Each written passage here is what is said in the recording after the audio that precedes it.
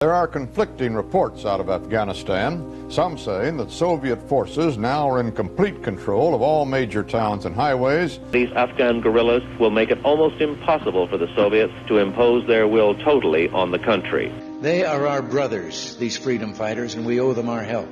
Konstantin Chernenko dies. Mikhail Gorbachev replaces him. The Soviet experiment with glasnost. In the West, we have tended to use the word as meaning openness. I think that glasnost is the first step towards real democracy. 3 months ago, the reform-minded Hungarians began dismantling their border fence. More than 3,000 East Germans have reached the West across this border in the past 3 months. Astonishing news from East Germany, where the East German authorities have said, in essence, that the Berlin Wall doesn't mean anything anymore.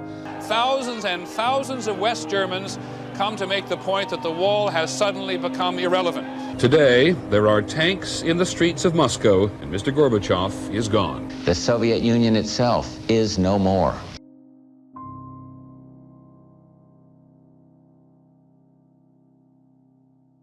The collapse of the Soviet Union was probably one of the most monumental events in recent history.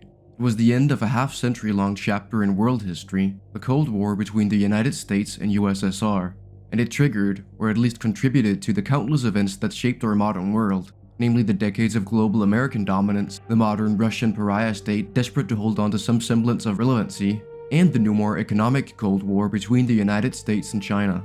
This one event, and the ones leading up to it, were so fundamental in shaping our modern world that it's hard to imagine what it would look like had it never happened. But that is exactly what we will be imagining in this video, a world where the division of Europe and East-West rivalry continued well into the 21st century thanks to a Soviet Union that managed to successfully reform itself in the 80s and early 90s. One of the biggest contributing factors to the fall of the USSR was their economic stagnation in the 80s. This was of course caused by a variety of factors. While by no means the sole perpetrator, one of the obvious ones was the Soviet invasion of Afghanistan. It cost tens of thousands of lives, billions of rubles, and perhaps more importantly, it was a major blow to public relations as countless soldiers came home with scars from a pointless war that they lost anyway. It was the Soviets' Vietnam, and it came at the worst time imaginable. So in this scenario, the Saur revolution in Afghanistan simply never happens, and there is no invasion of Afghanistan. Without the Soviet invasion of Afghanistan, the Soviet Union of the 80s isn't nearly as crippled economically, and has a much less antagonistic population. No war in Afghanistan is not enough to save the Soviet Union on its own, however. As Gorbachev fully realized, economic reform was necessary for the survival of the Union, but Gorbachev's reforms were not just economic.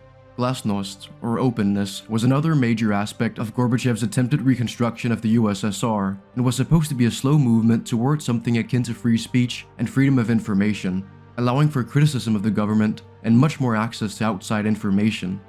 Democratization was another reform, which was supposed to liberalize the one-party state and allow for a more democratic system. With this new approach, Gorbachev also allowed the Warsaw Pact members a great deal of freedom. But without Soviet interference, the one-state regimes of Eastern Europe quickly fell. Germany reunified under the West German government, and these revolutions even trickled over into the Soviet Union itself. These reforms, while popular, were detrimental to the USSR and Soviet sphere of influence, as it made the problems in the Eastern Bloc clear as day to the people, and suddenly allowed them to do something about it.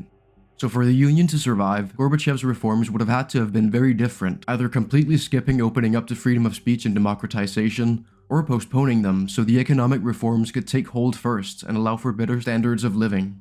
In this scenario, Gorbachev and his advisors somehow realized this, or simply have completely different ideological beliefs as hardliners on authoritarianism, and so there is no glasnost and there is no democratization. The economic reforms, however, are not as gradual as in real life. They keep fewer aspects of the command economy, and like China, go with a more bottom-up approach, starting with special economic zones for foreign investments. Gorbachev's reforms being more successful, and keeping the authoritarian aspects of Soviet rule, might have been enough to avoid the failed coup d'etat attempt by a hardline communist we saw in our world. Although if not, they just are in this scenario, because the failed coup d'etat attempt by the hardline communists also contributed immensely to the collapse, so it just doesn't happen in this scenario. Now, I'm not saying the Chinese economic model would have worked in the USSR, but if the Soviet Union were to survive thanks to my amazing powers of hindsight, this is how I imagine it could. Whether or not these economic reforms would have been as successful is not certain either, But in a scenario where the USSR survives, they must be very successful, completely turning around the economy and subsequently also avoiding the collapse in birth rates the USSR saw in the real world that the stagnating economy was at least partially irresponsible for. So this is a scenario where everything goes right for the Soviet Union, and that is the only way this scenario can happen. With these reforms, the 90s and 2000s would have been very different. Instead of a decades-long era of American hegemony, NATO expansion, and cooperation with Russia on an international space station, it would instead be an era of Soviet resurgence and increased Cold War tensions across the world, and likely even in space as the Soviet Buran project would continue. While the economic model would be similar to China in some ways, it would also be different in others. The Soviet Union would not have had as large a cheap labor force as China, so while it definitely would attract some industry, it would not become the factory of the world in the same way. The Soviet Union's demographic situation was very different than China's, and its population, while not as rich as the West's, was wealthier than China's, so very early on it would have to start imitating the West and focusing on homegrown, partially or fully government-owned companies akin to those we see in China today in the real world. Although that's not to say that Soviet industry would die to outsourcing like in the West. I highly doubt that. There would be Soviet counterparts to Microsoft, Intel, Apple, and so on, and they would partially rely on China for some manufacturing like Western tech companies. But with the Soviet Union having the ability to interfere much more in the economy, I'm certain they would subsidize their manufacturing sector and remain competitive rather than fully outsourcing all manufacturing to China. With the rise of the internet, the Soviets would also have their own alternatives to Western sites much like China and the real world, allowing for them to heavily control the flow of information in the USSR and Eastern Bloc. Ethnic tensions in Yugoslavia would rise after Tito's death regardless of what happened to the USSR, eventually leading to the Yugoslav Wars. In this scenario, they happened quite differently though, as the remnants of Yugoslavia and Serbia and Montenegro would approach the USSR and Warsaw Pact in a desperate attempt to keep some semblance of a union together. Meanwhile, the US and the West show support for the self-determination of these new Croatian, Slovenian, and Bosnian states. The Yugoslav Wars would become a proxy war between the East and West, with each side arming the other and dragging out the conflict. The result would likely still be a complete collapse of Yugoslavia, but one where Croatia and Slovenia join the West, Serbia and Montenegro join the Warsaw Pact, and Bosnia and Herzegovina is declared a neutral state with a structure similar to in the real world. There would of course be no NATO intervention in Kosovo, because Serbia is now a Warsaw Pact member, and that would start a world war. By the 2000s, we'd be living in a very different world.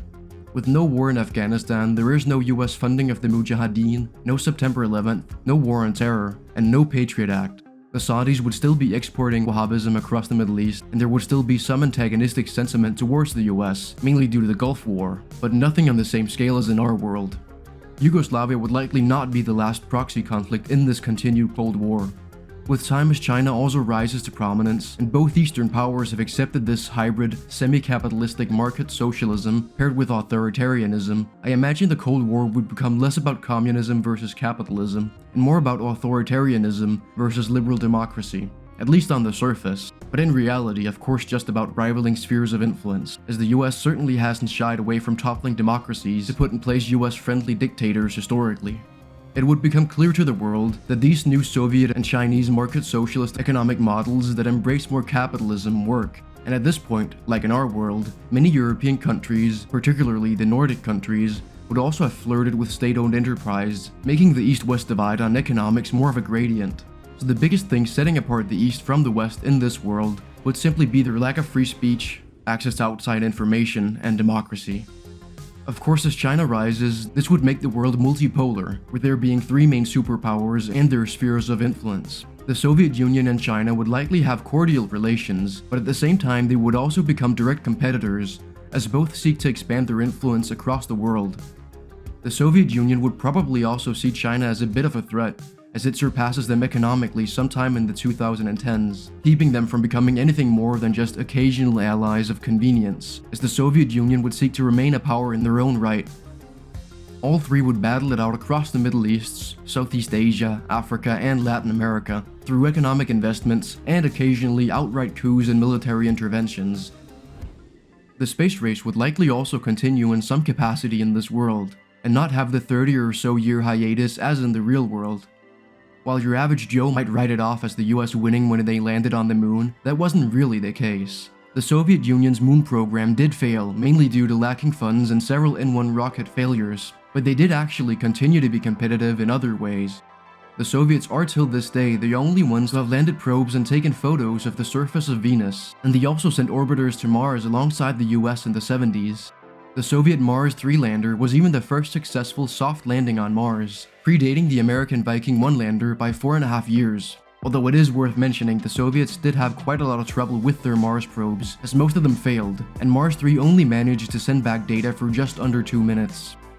The Soviets were clearly slightly behind by the 80s, mainly due to lack of funding, but they were definitely not out of the game yet, and even had their own shuttle program with the Buran that primarily ended just due to the collapse of the USSR. So in this scenario, with a resurgent Soviet Union, the Buran project would continue, and the Soviet Union would have their own shuttle.